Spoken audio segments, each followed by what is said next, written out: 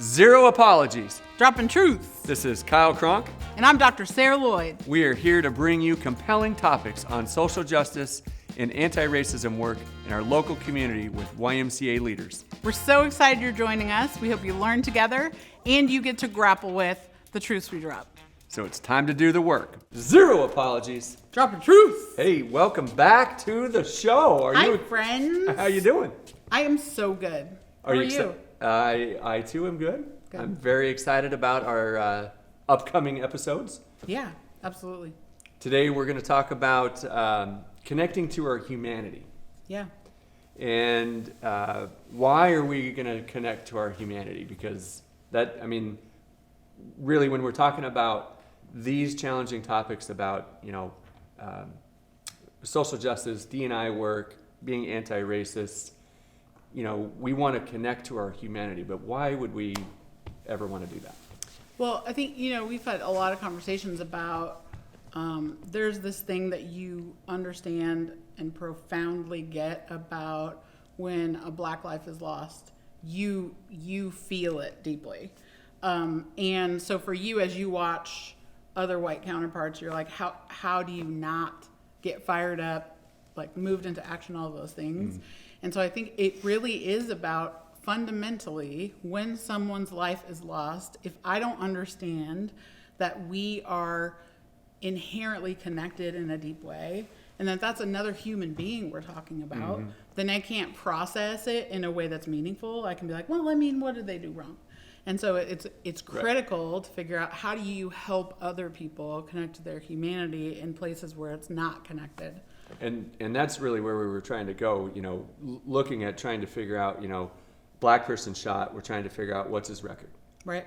Why did he get shot? Right. There's a reason. There's justification. I think that's part of the problem from white people's perspective is saying, oh, they deserve that. They must have done something wrong to be able to be shot. And we can, the list is infinite at this point. Yeah.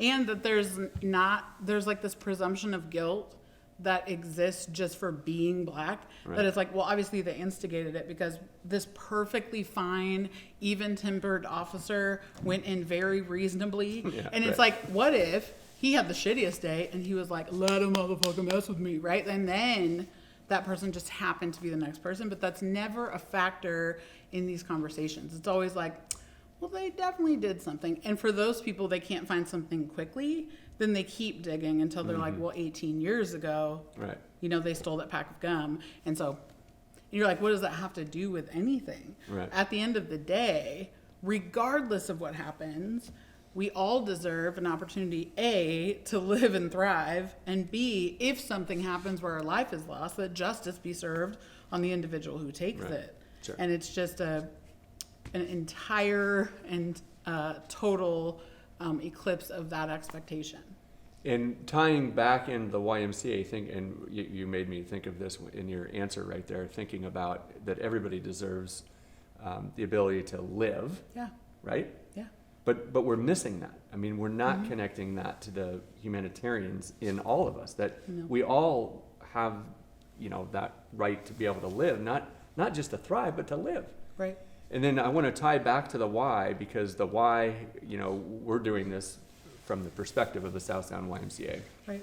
And thinking about, the perception of who can come into our YMCAs, who can access the things that they need to be successful, right? And we're talking about all of the equity work that we're trying to do around that same topic. So, and what's more than like who is allowed to come, because I think anyone involved with the Y, for instance, would be like everyone.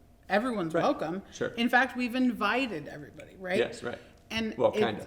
if they understand and have access to the ways that we invite, but yes, right. But there is this, regardless of where people sit, there is this perception that it's like the doors are wide open. And there's a difference between being invited and being welcomed, being invited to belong in the space versus just being like, the address, what's the problem? And the representation, right? Like totally. who else is in the building? Who else looks like me? Who acts like me?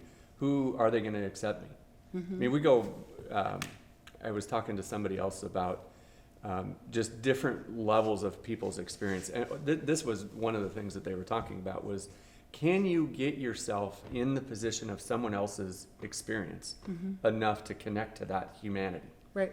Can you think for a second what it might look like to be a black man in America, Right. or an immigrant that doesn't speak English, or, you know, on and on and on. I mean, there's all kinds of different experiences other than the white male experience or the white supremacist construct that we're Right. part of. So how do we encourage, and we talked in multiple episodes of thinking of this as the battlefield and joining, you know, to take a stand against the racism that's around us all the time. So how are we inviting people, and I think that this is why this particular topic came up, is that one answer of many is to connect to our humanity. So how do we help encourage people to say, let's look at this from the perspective of, what's it feel like for a black woman in America to talk to her kids about going into a store at 3, 4, 5 years old? Yeah. I And think we talked about absolutely. And I think there's this level of like, so if you really think about like the Black Lives Matter movement, for instance, like it's like, I'm saying Black lives matter. Not even like that they are paramount, that they are more important than anyone else. I'm just asking that they matter. So it's like if I were to say to you like, hey, your child is injured, do you care? And you're like, I mean, depends on which one. Yeah, you know, right. like it's not. Well, that's some not, days, I right? mean, we just talked about that. Parenting is real hard. Parenting's a challenge. Oof. But Parenting the Cronk kids is extra special. teenagers rule. Yeah. But like it's real. Like for our demand literally is that when you look at my life, you say, oh, that's a life that deserves protecting. And so it's fundamentally not how our system works. It's that like there are some lives that it was constructed Right. in the beginning that some lives would be more important than others. And I was having this conversation the other day with someone who was like, not only was it built by people who were like, I'm going to hold power, so let me build this system based on the fact that I want to hold power, Right. but also with the assumption that they would never lose it. And when Yeah. you think about that, you're like, oh my Yeah, gosh, like it never occurred to them that at some point, at some day, someone else might be like, Excuse your me. time's up. Excuse me. I'm going to sit down. Yeah. And so it's built in a way to sustain that forever. Right. Well said. I mean, just sitting with that and thinking about, okay, so we're in a system that was built purposefully for a specific reason. And now, is it any wonder, again, and we've talked about this before too, is it really any wonder that it's hard to dismantle that? And that, Right. I mean, that the job is so huge.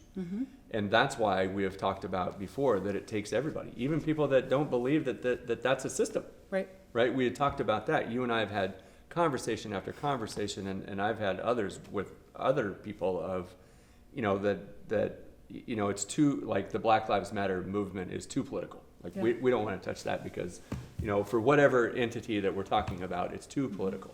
Right. So talk a minute from your perspective of what you think is too, like, where does that, I mean, I don't even, that argument doesn't resonate with me. Right. But it is an argument that comes up in conversation after conversation. Oh, I can't talk about that because that movement or that thing or Yeah. is just too political. So what's because I like the way that you phrase it back to Black Lives Matter, just the words. Just matter.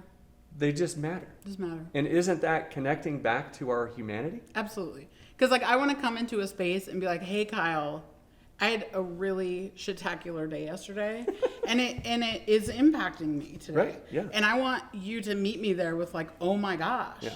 that's terrible. And so at the base level, similar is if I were to walk up and be like, oh my gosh, someone in my family died yesterday. I would want you to I'd be like, oh my God, Sarah, that's terrible. horrible. Not like, okay. But Well, anyway, did you like 'em? you're 2 minutes late and also we Right. have Oh, yeah. business. You know Right. what I mean? Sure. And so it's that. But I think, so your question, I think back to times where, back in the day, white folks especially, but just in general, there was a rule, like you didn't talk about 3 things: money, politics, and religion, right? And white people didn't do this? White folks did. Yeah. I mean, we talk about every damn thing. So, You meaning black people? oh, absolutely. I'll be like, what? We'll talk about stuff you're not ready for. So, there was a guiding principle. I mean, it's been in pop culture. Like, if you talk to people from a certain generation, Sure. they're like, oh, absolutely. Right? So, I think, personally, that has trickled down in all of these different spaces, that there are these 3 things you don't talk about.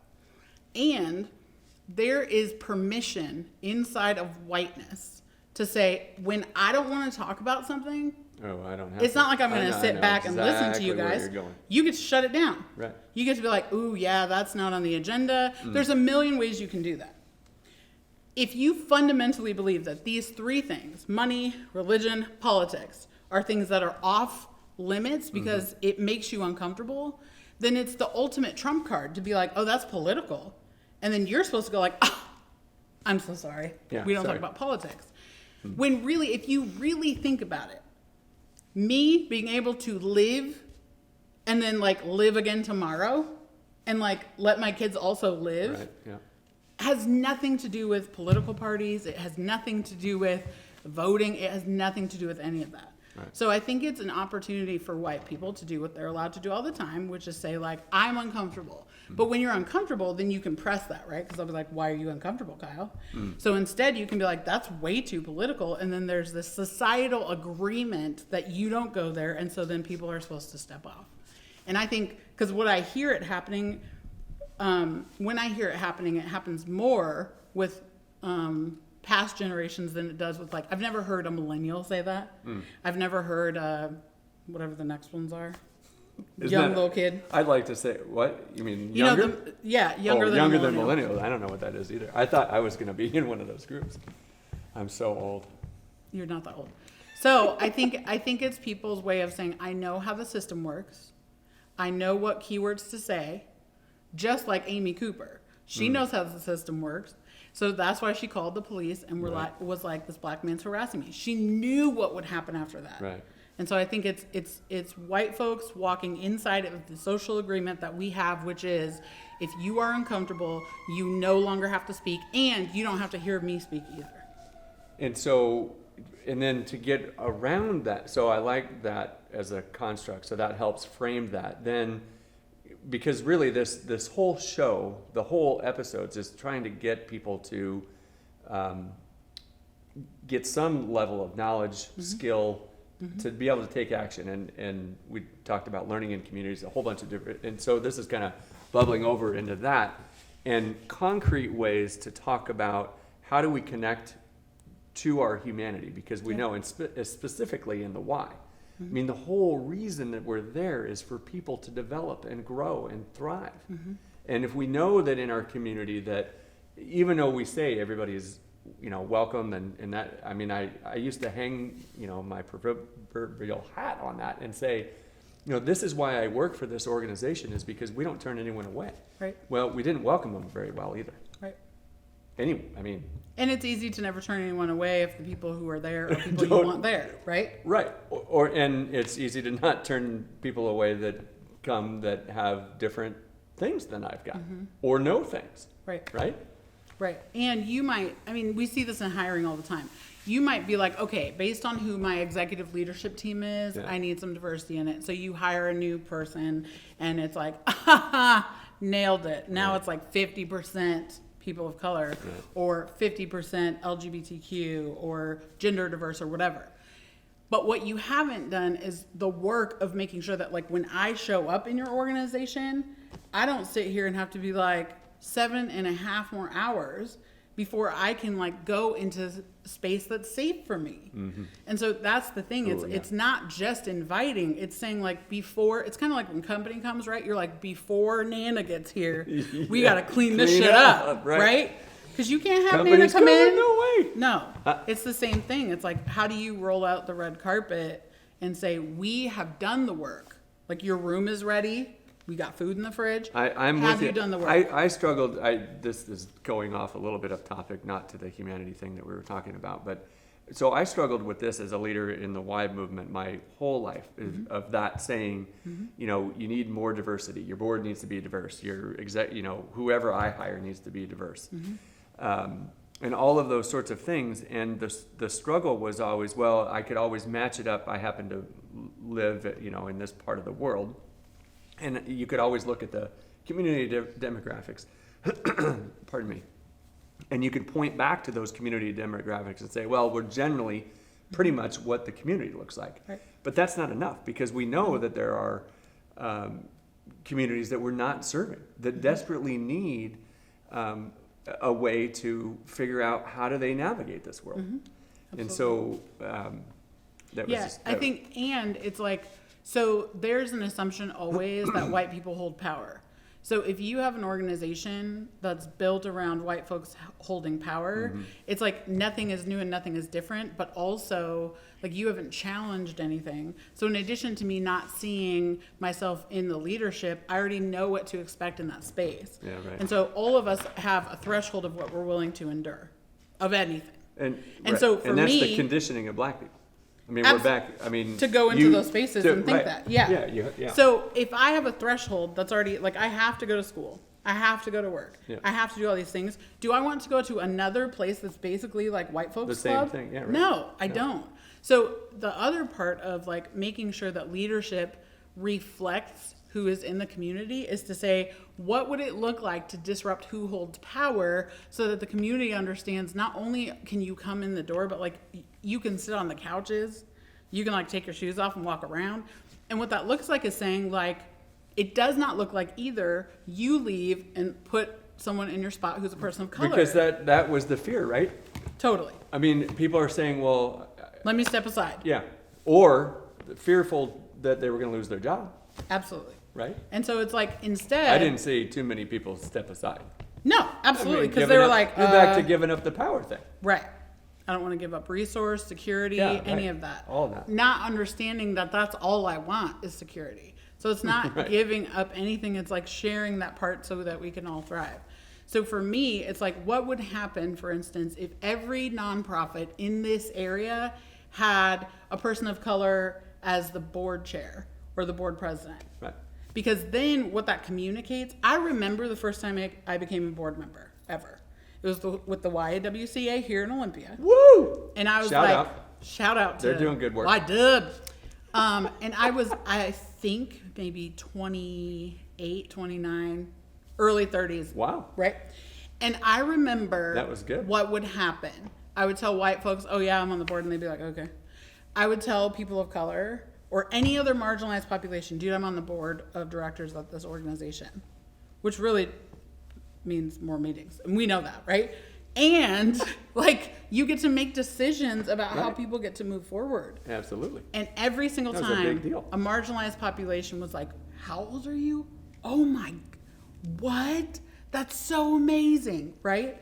Because it's like, when do we ever get access? Never. Mm-hmm. Right. So it's like, it doesn't take dying to self. That's not even what we're asking for. What we're saying is like, can you make room as though you actually intended on me showing up after your invitation? Yeah. So good. So, because unless that happens, then I know for a fact you don't value me. Mm-hmm. And it's back to the basic decency, right? It's like if someone came and you had a table and all your kids and you were eating and then someone showed up at your house, what would you do? You would make a plate, you would make space, Yeah. you'd be like, Brody, move to the other side, Yeah. move, make room. Yeah. But that's not what happens when we come into Absolutely. spaces. It's like, you're here, there's Yeah. a chair. Yeah, way over like there. it has like three legs, but if you balance, you can totally, you're good.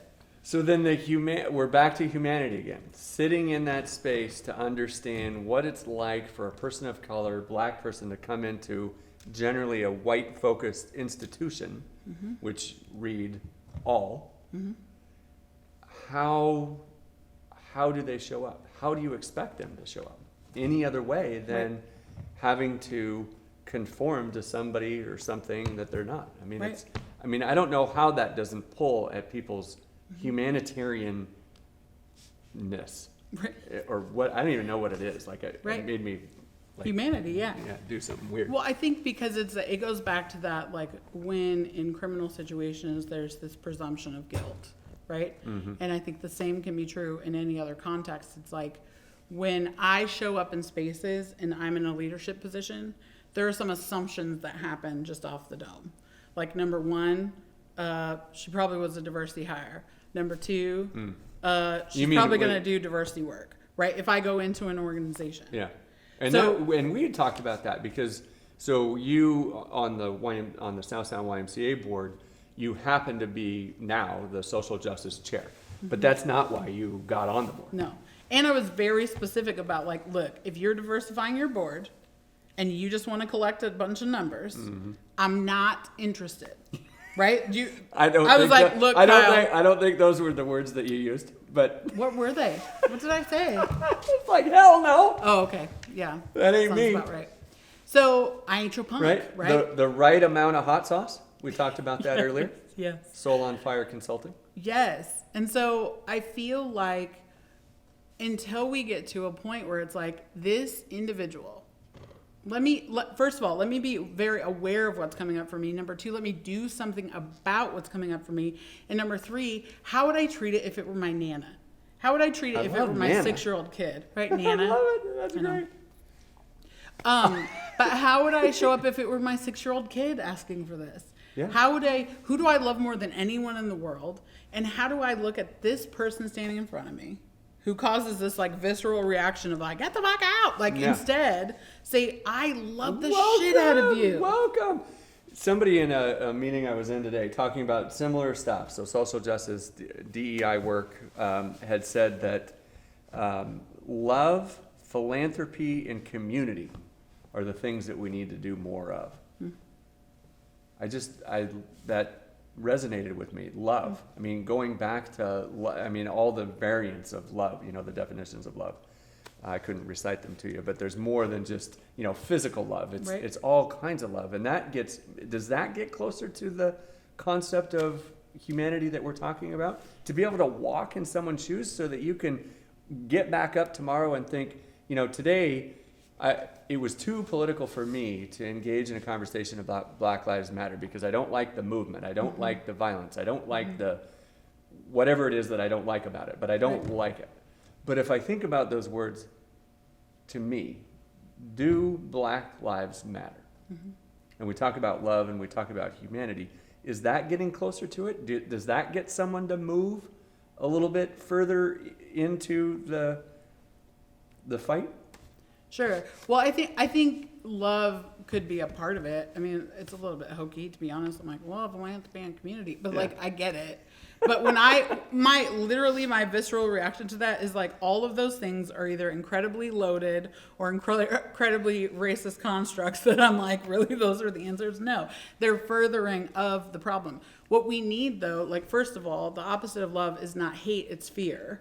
So I think what you have to understand is like your walls in terms of like being able to access love for me and saying like, oh, her and her family matter, for instance, it's fear-based. And you can make it whatever you want to, like, oh, I don't like how Black Lives Matter movement spends money. It's like, okay, but why are you looking at their financials? Because I doubt you're looking at Nana's financials when you decide whether or not she can come for dinner. Right. You're not like, well, what have you been spending? So then what is that? How do we get away from, so if it's fear-based, which I give you that, I think that's pretty accurate, then how do we combat that fear? I think you have to figure out, number one, be honest with yourself about like, what are you afraid of? What's the worst possible thing that will happen?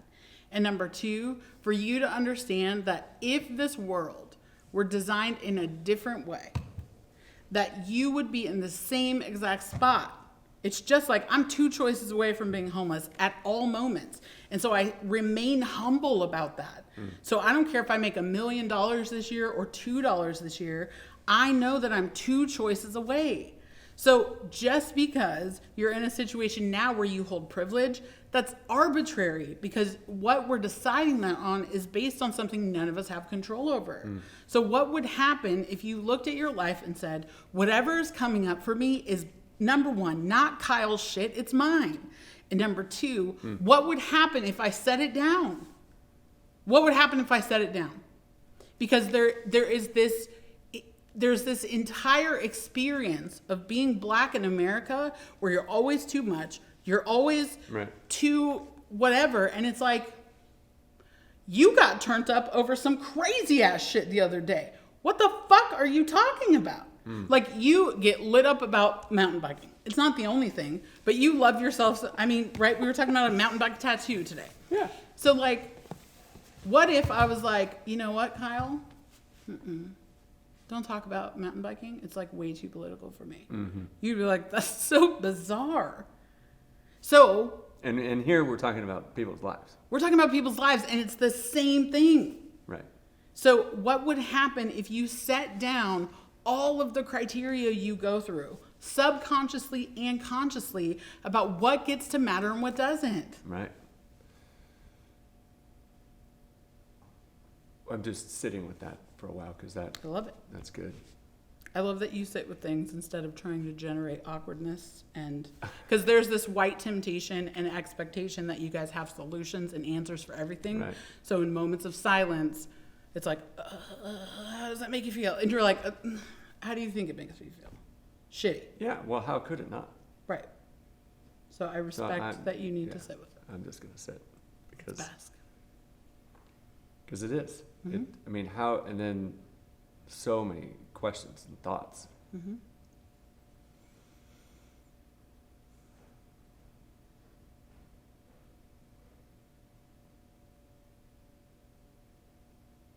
And in any moment of change, which we have to do, there is a moment when you decide that whatever it takes to do that, I'm willing to risk it. And that's what we have to get to. And we, yeah. So Again, laying it down. Gotta sit, yeah. Yeah, Gotta sit laying with it down, right? Laying it down means you have to think about, like, I will, based on how white folks get to walk through the world, it feels like loss. And yeah, it's so good. I'm here all day, so. I know. This is so powerful. This is what it needs to be. Yeah. I'm sweating. And it's not, that's the we've mark. talked about that. That's the mark. Right. Yeah. And it's not just the lights. So I like that analogy of just setting it aside, set that fear. So some of the work that we're talking about doing, this wasn't pre-designed. This conversation is not pre-designed to come up with a specific solution on the spot. But thinking about, so here's some work that somebody could do, and I'm making this up. Yeah. But on the spot is think about what it means to be black in America or brown in America. Think about what you think about that. What do you, as a white person in this world, think about that for a minute? I mean, and be really honest. You don't even need to take very long to do this. No. Just take 30 seconds. Tomorrow, stretch that to a minute. Right. And put yourself in someone else's shoes to think, what would that feel like? Right. What would that be like? How could I then talk about whether, the YMCA has values of caring and respect and responsibility and all those sorts of things. And really thinking about how can I be with that person? Yeah. And it's with that person's experience. Because we talked about affinity. People being in affinity and in community with you can't just do this siloed. I mean, you can do some of that headspace siloed. Yeah. And you can check your outrageous thinking, maybe. But I think it's that moment of being like, to your point, it's to say, like, what would this interaction be like if I were black? Yeah. And then being like, the additional question is, what would I want someone to do for me? It's like, I saw, and we talked about this recently too, I saw a quote that was like, be the adult you needed when you were a kid. Oh. It's the same thing. It's like, okay, so as I'm brushing my teeth, what would it look like for me as a black person? Think about whatever comes up for you, and then being like, what would I want someone to do for me in that moment? That's good. I like that. And then how do you take a step towards that? Yeah. I can see where, my learning has evolved, and I like to think of myself as continuously learning, and but that's just the way that you phrased that, I could see where I could have done better in our board building process of Sure. inviting black people to our board. Sure. At one point, I knew that somebody needed to be first. Mm-hmm. Somebody's gonna, because what I kept getting was that there's no way I'm not gonna join that board. That's not my thing. It's just not for me. And I continued to think about, and I talked to other Y leaders across the country and said, well, how do you do this? And, no one really has the answer and blah, blah, blah. And I just like the way that you frame that. So chalk that up for more learning that could have been a great way to introduce somebody to this board. And the same thing with staff members, same thing with members. Right. I mean, whether it's black people or a different marginalized group that comes into our Y, Right. Gay, lesbian, how do we put ourselves back into that connection with our humanity to be the caring, helpful people that we want to be? Absolutely. And I think like to your point about having to go first, it's not even about fearlessness at that point, right? Like I'll go into any space and be like, I don't care, right? And there are still organizations, I wouldn't be on their board right now because I don't want to over time endure death by 10,000 paper cuts. Right, yeah.